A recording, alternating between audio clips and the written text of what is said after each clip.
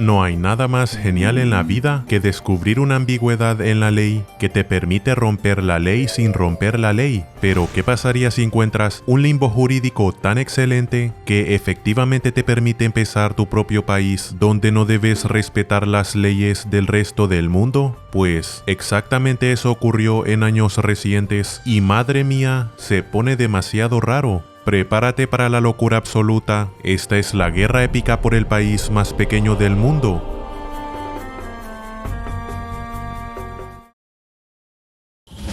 En busca del Vril. En octubre de 1998, la policía alemana invadió una granja de pollos que no estaba siendo usada en Brandenburg. Junto a los policías habían científicos armados con contadores Geiger, esos medidores de radiación, y pues estos científicos investigaron la propiedad buscando armas nucleares o químicas. Mientras tanto, el dueño de la granja, que tuvo que ser arrastrado fuera con una capucha sobre su cabeza, aseguró que él tenía inmunidad diplomática y le ordenó a los oficiales que lo arrestaron que inmediatamente contacten a las Naciones Unidas para resolver todo este conflicto. Él eventualmente reveló su nombre, Johannes W. F. Seiger, y explicó que era el primer ministro del Principado de Sealand. ¿Me sigues? Porque está por ponerse muy extraño. Johannes aseguró que él era la única persona poseída con el poder divino de Vril, una tecnología mística destinada a cambiar el mundo. Pero, ¿qué chamucos es el Vril? El Vril fue inventado por el escritor victoriano Edward Bulwer Lytton, que es mejor recordado por su frase "Era una noche oscura y tormentosa", una oración usada tan excesivamente que existe un concurso popular centrado en inventar una oración introductoria incluso peor para un libro. En 1871, Bulwer Lytton publicó Vril, el poder de la raza venidera, una novela sobre una raza subterránea de superseres arios iluminados con una fuente de energía poderosa conocida como el Vril. A pesar de ser un concepto inventado para una novela mediocre, hubieron varias personas en el mundo real que llegaron a creer en la existencia del Vril, más notablemente la Sociedad Thule, un grupo ocultista alemán que, para mantenerlo muy simple, jugó un rol muy importante en la historia temprana del partido nazi. Básicamente, imagina que los villanos de los juegos de Wolfenstein obtuvieron todas sus ideas místicas de Harry Potter. Según Johannes, los líderes nazis fingieron sus propias muertes al final de la guerra y huyeron a Antártida en una flota de submarinos de alta tecnología. Ahí, ellos descubrieron a los superseres subterráneos de la novela que les confiaron los secretos del Vril. Más adelante, ellos le pasaron esta información a Johannes, quien aseguró que el Vril ofrecería una fuente de energía limpia capaz de darle electricidad al mundo entero. Fue interrumpido, por eso es que este hombre estaba tan frustrado con la policía alemana y por eso exclamó que ellos no tenían autoridad para arrestar al primer ministro de otro país y demandó que fuese liberado inmediatamente para que pudiera continuar con su trabajo relacionado al Vril. Si todo esto es confuso para ti, imagínate las caras de los pobres policías que fueron convocados después de que Johannes envió varias cartas amenazantes implicando que él estaba en posesión de material radiactivo y armas químicas. Ellos estaban incluso más impresionados al aprender que Sealand parecía ser un lugar real. Pero, ¿dónde diablos estaba ese misterioso país? ¿Y cómo es que terminó mezclado con un lunático alemán y sus superarmas nazi imaginarias?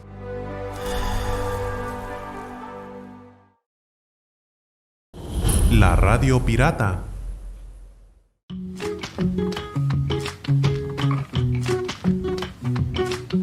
Shoeburyness es un pequeño pueblo al sureste de Inglaterra. Es muy conocido por su playa, donde podrás recostarte, escuchar a las irritantes gaviotas y sentir las brisas frescas.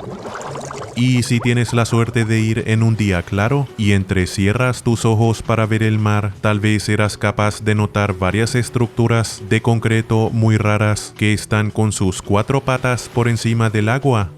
Estos son los restos de Shivering Sands, una fortaleza marítima de la era de la Segunda Guerra Mundial, construida para defender la línea costera de Gran Bretaña de las grandes amenazas de Hitler. Como resulta ser, la fortaleza solo fue atacada una vez en 1966, cuando una pandilla de matones contratados invadieron la estación de radio ilegal que secretamente había estado funcionando dentro de una de las torres oxidadas. Rápidamente, el rumor de la atrevida redada llegó hasta el dueño de la estación, un promotor musical y DJ ocasional llamado Reginald Calvert. Reginald hizo su fortuna siendo el manager de Screaming Lord Sutch, un cantante de rock conocido por su espectáculo de terror, que más tarde se hizo famoso por su récord de presentarse como candidato en elecciones parlamentarias 39 veces y perdiendo su escaño en todas ellas. Todo un personaje. Pero pronto Reginald vio una oportunidad mucho más lucrativa en el campo emergente de la radio pirata. De vuelta en los 60s, la BBC tenía un monopolio oficial en la radio del Reino Unido, sometiendo a los oyentes a una dieta inhumana de ópera ligera y música de banjo patriótica.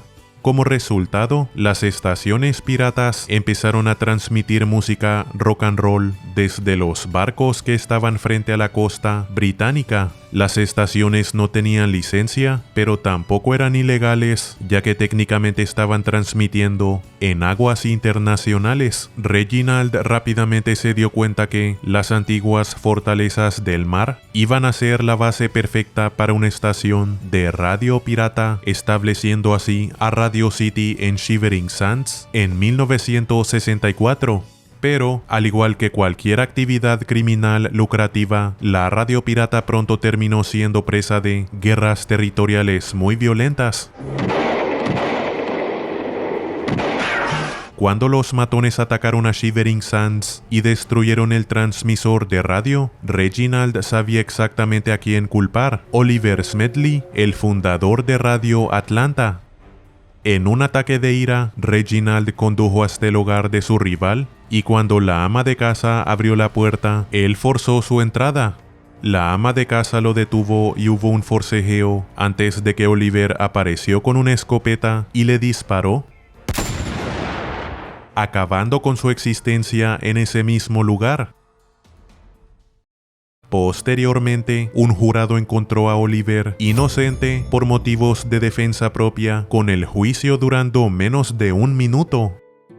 El caso se convirtió en una sensación en los medios y se le hicieron preguntas muy serias al Parlamento sobre ponerle fin a los piratas de radio, lo que eran pésimas noticias para un pirata llamado Roy Bates, que recientemente había tomado el control de una fortaleza del mar de Radio Caroline, lo que inició una guerra oceánica de pequeña escala entre las dos estaciones de radio. Roy Bates originalmente fundó su estación Radio Essex en una fortaleza llamada Knockjohn, pero más tarde desalojó a Radio Caroline de la fortaleza Rofes Tower, que estaba más lejos de la costa y lejos de las autoridades. Roy Bates tomó control absoluto de la fortaleza Rofes Tower. Radio Caroline respondió con varios ataques en barco hacia la fortaleza, pero Roy y su hijo adolescente Michael se defendieron con cócteles Molotov.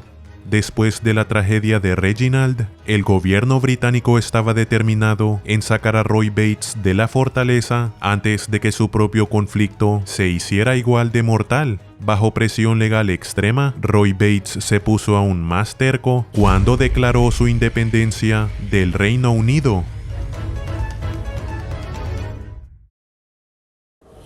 La Guerra de Sealand. Al igual que muchas otras fortalezas del mar, Rofes Tower estaba más lejos de 5 kilómetros fuera de la costa británica, significando que técnicamente estaba fuera de la jurisdicción británica. En 1967, la familia Bates declaró a la fortaleza como la nación independiente de Sealand, gobernada por el gran príncipe Roy, su esposa la reina Joan y su hijo el príncipe Michael. Mientras tanto, el gobierno británico estaba muy determinado en ponerle fin a todas sus payasadas del alta mar al desalojar a la familia y destruir la fortaleza Rofes Tower de una vez por todas. Todo esto pintó el escenario para la Gran Guerra entre Sealand y Gran Bretaña de 1967 a 1968. Ahora, obviamente esto iba a ser una guerra muy injusta. El arsenal de Sealand consistía de varias pistolas, un rifle de aire, cócteles Molotov caseros y un joven adolescente, el príncipe Michael, que dejó de ir a la escuela para ayudar a defender su país. Mientras tanto, los recursos de Gran Bretaña incluían 147 buques de guerra, casi 90,000 marineros y varias docenas de armas nucleares llamadas Yellowstone. Ciertamente, este iba a ser el conflicto militar más injusto de la historia, como la vez en que los aliados accidentalmente enviaron a 34,000 tropas para invadir una isla que estaba completamente vacía, y aún así murieron 300 personas en el proceso. Pero la familia Bates estaba determinada en defenderse, y los buques de la Marina Real que pasaban muy cerca de Sealand pronto se encontraron a sí mismos bajo fuego y ataques de la fortaleza. Ahora, como resulta ser, disparar una pistola de calibre 22 en un dragaminas blindado a varios cientos de pies de distancia no hizo ningún tipo de daño notable, pero de todas formas la Marina estaba molesta. Sin embargo, el gobierno sintió que asaltar la fortaleza podría causar mala publicidad. En vez, ellos simplemente esperaron hasta que Roy Bates llegara a la tierra para hacer su mercado semanal de comida, y cuando lo encontraron, simplemente lo arrestaron. Y honestamente, si todas las guerras podrían acabar atrayendo al líder opuesto a un Tesco y arrestándolo mientras él mira los panecillos recién salidos del horno, este mundo sería mucho más tranquilo. Pero luego ocurrió un giro increíble. Cuando Bates apareció en la corte bajo varios cargos criminales relacionados a fusiles, el juez dictaminó que, ya que Sealand técnicamente está fuera de las aguas británicas, pues las leyes británicas no aplican ahí, incluso si todos sus habitantes eran ciudadanos británicos que vivían en el condado de Essex casi toda la semana. Bates salió de la corte como un hombre libre, presumiéndole a los periódicos que la decisión había reconocido la independencia de Sealand oficialmente. Mientras tanto, el gobierno británico estaba cansado de lidiar con el asunto y decidieron ignorarlo silenciosamente desde ese momento. Con todas las cartas en su contra, los Sealanders fueron victoriosos. Ellos ahora eran libres de dirigir su país como se les dé la gana.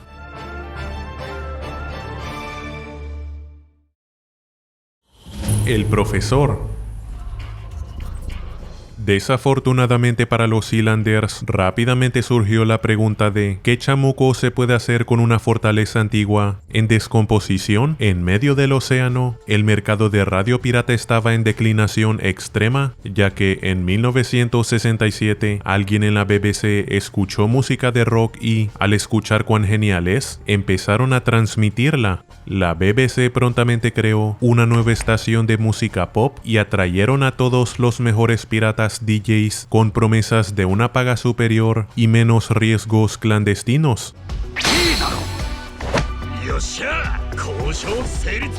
Encarando esta competencia, Bates se vio obligado a encerrar la radio Essex por siempre, dejándolo sin manera de hacer dinero de Sealand. Los Sealanders pasaron los finales de los años 60 enviando cartas a varias embajadas extranjeras con peticiones de reconocimiento diplomático, y todas estas fueron tiradas directamente en el basurero con etiqueta de "personas locas no responder", que las embajadas tienen para tales ocasiones. Ellos también jugaron con la idea de convertir a la fortaleza en un punto de interés turístico, a pesar de que "ven y visita nuestra fortaleza oxidada, libre del alcance de la ley", es un lema que solo va a atraer a los turistas con seguros de vida nuevos y una pareja que tiene un interés repentino en folletos de ataúdes. Cuando llegaron los años 70, los Sealanders se encontraron a sí mismos en un callejón sin salida, sin ideas. Y es ahí cuando llegaron los alemanes. Al parecer, nadie sabe quién es el profesor Alexander Achenbach o de qué chamucos era un profesor.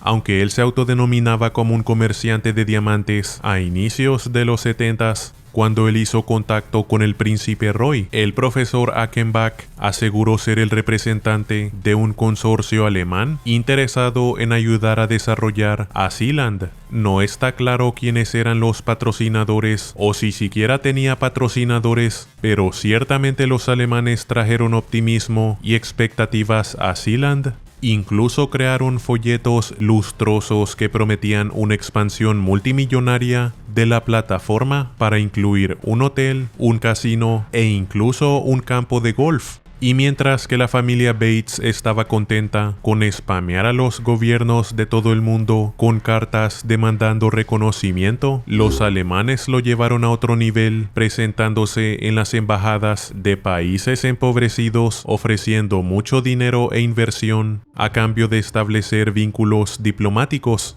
La familia Bates estaba extremadamente impresionada y rápidamente convirtieron a Achenbach en el primer ministro, porque cuando conoces a un extraño misterioso con un aura siniestra, la primera cosa que dices es ¿quieres ser mi líder?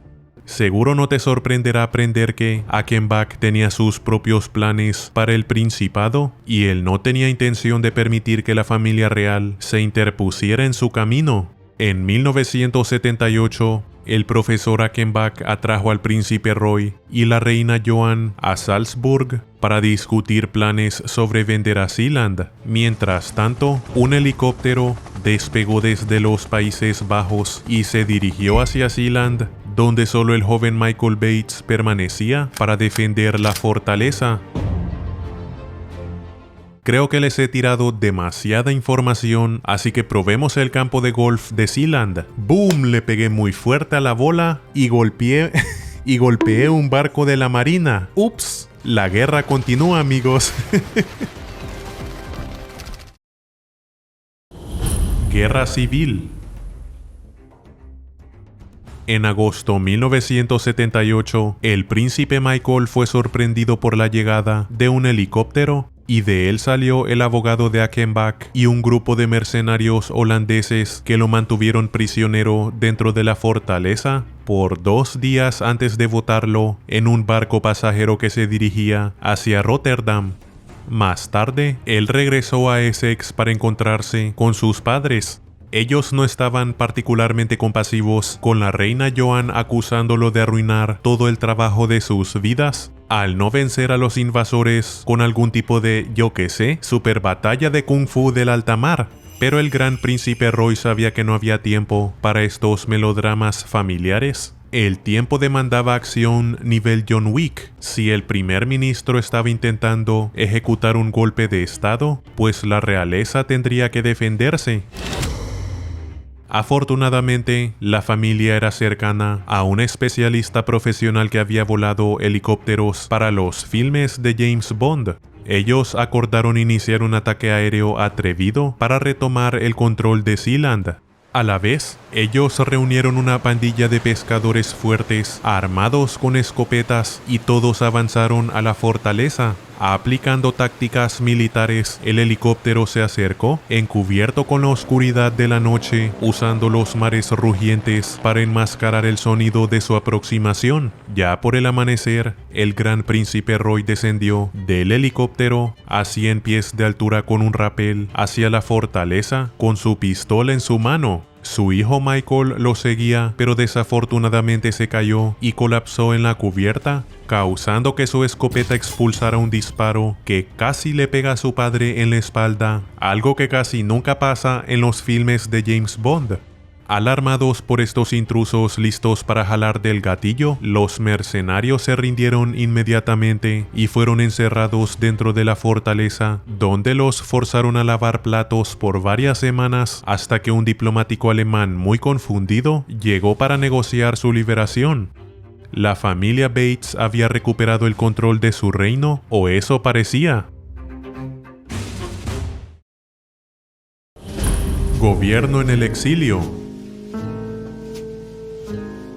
Ya por inicios de los 90 había un mercado próspero en el intercambio global de pasaportes falsos. Algunos casos eran muy directos, como la vez en que un funcionario estadounidense de inmigración en Honduras resultó haber estado usando su posición para vender pasaportes falsos a criminales en Hong Kong. Pero también habían grupos más extraños, como el dominio de Melquisedec, que supuestamente era un país independiente que controlaba un atolón pacífico, una isla caribeña y 40.000 kilómetros cuadrados de Antártida, que, no estoy bromeando, era liderado por un tal Harvey Pinguini.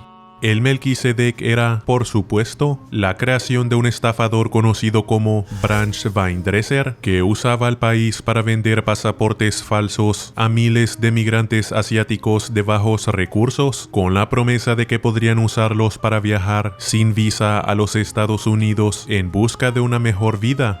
Las autoridades estadounidenses eventualmente dieron pasos para detener toda esta locura de Melquisedec. ¿Y sabes qué hizo la presidenta de Melquisedec? Como respuesta, le declaró guerra espiritual al gobierno de California, explicando en una carta dirigida al ministro de Justicia: yo voy a tener una batalla metafísica contigo cuando estés soñando, y si interpretas tus sueños correctamente, tú sabrás que yo he sido victoriosa. Madre mía, esta gente está muy loca. Las autoridades estadounidenses detuvieron la gran estafa de Melquisedec y pronto aparecieron muchos más países falsos para ocupar su lugar. Afortunadamente, Sealand tenía demasiada integridad como para involucrarse en ese tipo de actividades turbias. O al menos eso fue lo que pensó la familia Bates hasta 1997, cuando el famoso diseñador de moda Gianni Versace murió por disparo en Miami. El hombre que eliminó a Versace era el asesino serial Andrew Cunanan, que fue encontrado con un pasaporte de Sealand cuando él eliminó su propia existencia una semana más tarde. Esto mistificó a la familia real, que sabían al 100% que no habían emitido tal pasaporte. Para encontrar la respuesta, ellos tendrían que aventurarse a un lugar oscuro y peligroso: la Internet. Ahora, la familia Bates no era la más educada con la tecnología.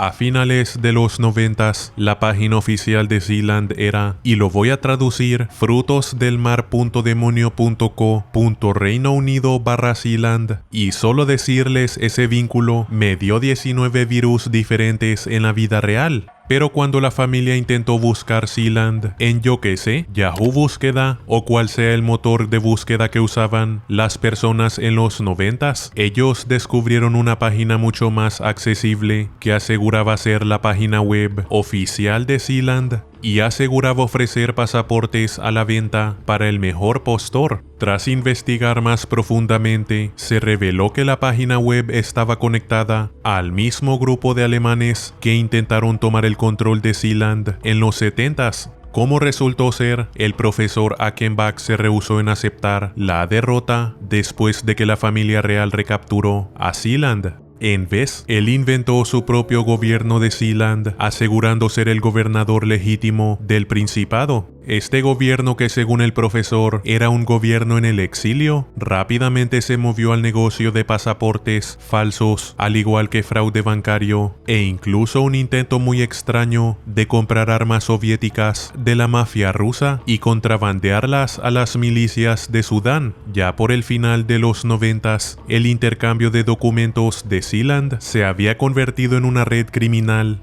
internacional muy poderosa, robando miles de dólares al vender pasaportes falsos y diplomas por $1,000 cada uno, ya que la propia Sealand jamás había sido reconocida por ninguna otra nación. Las autoridades ahora se encontraban a sí mismas con la tarea difícil de detener la venta de pasaportes falsos de un país que de por sí era falso. Asociaciones extravagantes.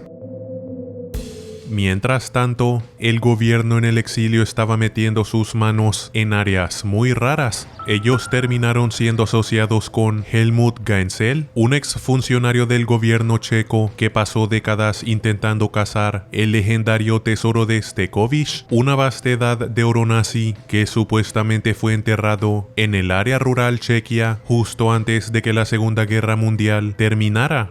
Gaensel aseguró haber recibido un mapa secreto para encontrar el tesoro de un coronel nazi que cuidaba la zona donde fue enterrado. Después de que la Guerra Fría terminó, Gaensel empezó varias misiones de excavaciones costosas en un intento fallido de encontrar el tesoro. A la vez, él estaba trabajando con el profesor Achenbach para establecer compañías de conchas marinas caribeñas para el gobierno en el exilio de Sealand, aunque no sé cómo diablos se conecta todo esto con la casa de tesoro de Gaensel.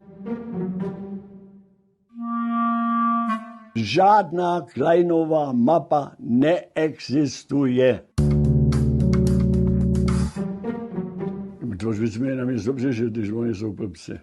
Voy a interrumpirlos con un salto de tiempo para decirles que en noviembre de 2022, Gaensel admitió haber inventado toda la historia sobre el tesoro de Stekovich. ¡Ay, mi madre, qué desastre!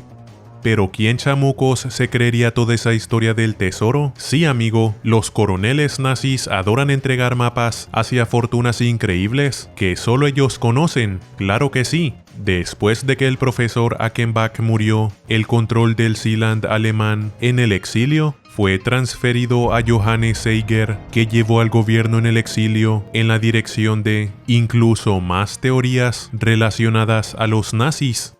Ellos empezaron a vender generadores Vril, unos dispositivos pequeños que prometían usar los secretos del poder cósmico Vril para proveer energía casi ilimitada.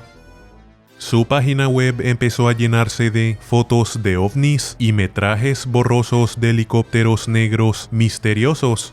Después de que Johannes envió una carta demandando que la ciudad de Berlín fuese revisada por razones de seguridad e implicando fuertemente que él tenía acceso a armas nucleares, la policía alemana investigó su granja, donde él almacenaba un exceso de hardware militar soviético. Mientras tanto, el crimen organizado de pasaportes de Sealand continuó a toda marcha hasta el 2000, cuando la policía española allanó una sala de bingo en Madrid que resultó ser la sede de toda la operación criminal. Madre mía, hasta el bingo terminó siendo manchado por toda esta estafa. Naturalmente, todos los involucrados intentaron defenderse con el argumento de inmunidad diplomática porque mi pasaporte falso dice que tú no puedes arrestarme por hacer pasaportes falsos. Es un argumento legal tan increíble que ni Saul Goodman podría idearse. Aunque lo que queda del gobierno en el exilio continúa haciendo una publicación ocasional sobre Vril, ellos ya no son parte del negocio de pasaportes.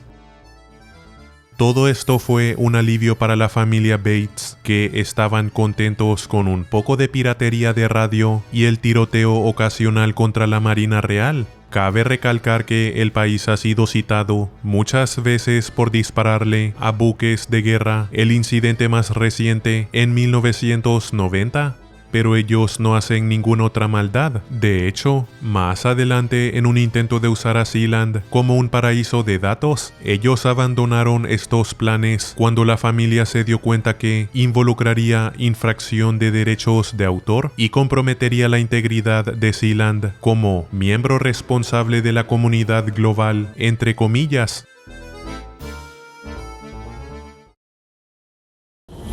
El país que no existe.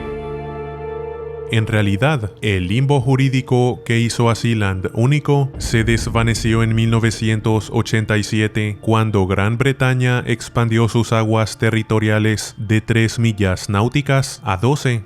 Desde ese momento, Sealand oficialmente ha estado en aguas británicas y técnicamente está sujeta a la ley británica. Los Sealanders resueltamente han ignorado esto, insistiendo que la fortaleza permanece en un estado soberano, ya que ellos no están molestando a nadie, nadie se opone, de la misma manera que tú simplemente ignorarías a tu amigo que dice que es un cazanovas. Pero por un tiempo, Sealand fue diferente a todas las micronaciones. Por un tiempo fueron defendidos por la ley, aunque sea un poquito. Por un tiempo la familia Bates encontró un pequeño territorio donde podrían crear sus propias leyes, y si ignoramos el conflicto ocasional, ellos principalmente lo usaban para reproducir rock clásico, beber sus bebidas favoritas y compartir en familia. El gran príncipe Roy murió en 2012 y la princesa Joan en 2016. Su hijo, el príncipe Michael, continúa dirigiendo a Sealand. En este momento tan patriótico, pondría el himno nacional de Sealand, pero lamentablemente eso involucraría infracción de derechos de autor. Muchas gracias por acompañarme. Nos vemos muy pronto.